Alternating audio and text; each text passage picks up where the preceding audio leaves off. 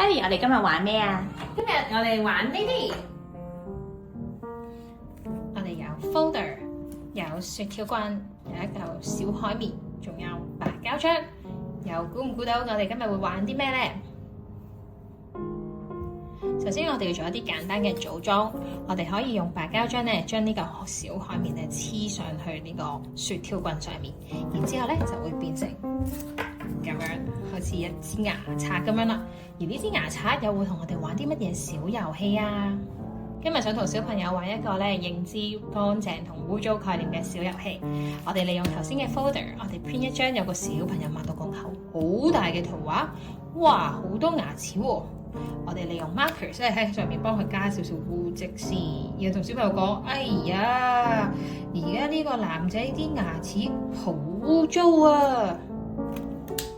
呢個時候教到小朋友一啲污糟嘅概念，亦都可以教佢哋一啲生活嘅常識。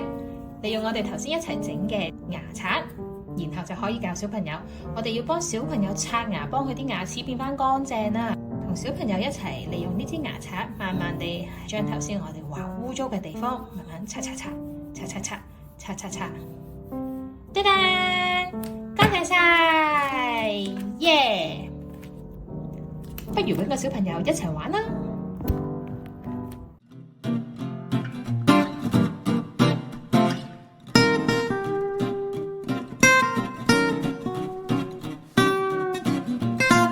除咗刷牙之外，我哋亦都可以咧 print 一對好似咁樣嘅手。家長咧亦都可以影低自己嘅手，然後將佢 print out 出嚟。同樣地，我哋又係將隻手整到污污糟糟咁樣啦。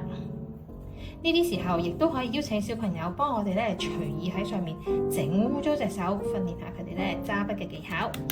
整污糟咗之後，就算我哋冇呢個小海綿嚟整到呢一個牙刷，其實屋企都可以利用一啲布咧，同小朋友玩呢個遊戲嘅喎。哇！呢個小朋友隻手好污糟喎，不如我哋幫佢抹乾淨隻手啦，然後邀請小朋友咧一齊幫我哋一齊抹抹。ta da！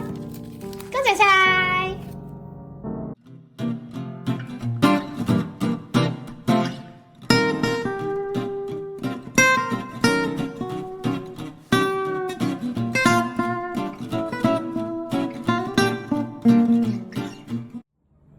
如果想知道點樣與遊戲於訓練，可以留言話俾我聽。